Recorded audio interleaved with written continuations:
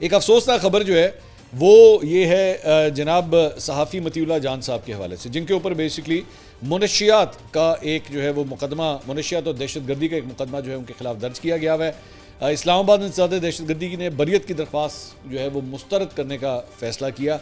उन्होंने बरियत की दरख्वास्त दी थी। अपने तफसीली फ़ैसले में उन्होंने साकिब बशीर साहब ने एक्चुअली से ट्वीट किया कि जी मुनशियात और दहशतगर्दी के मनगढ़ंत झूठे मुकदमे में सीनियर सहाफ़ी मतीउल्लाह जान की बरियत की दरख्वास्त इस्लामाबाद इंसदाद दहशतगर्दी अदालत के जज ताहिर बाज सिप्रा ने मुस्तरद कर दी। एक तो स्टेट कौंसिल की जानिब से बरियत की दरख्वास्त की मुखालफत की गई, दूसरा अदालत ने अपने फैसले में लिखा है कि पुलिस गवाहों के बयानात पुलिस के मौक़िफ़ की तायीद करते हैं। ये नहीं कहा जा सकता कि मुलजिम को किसी सूरत सज़ा नहीं होगी।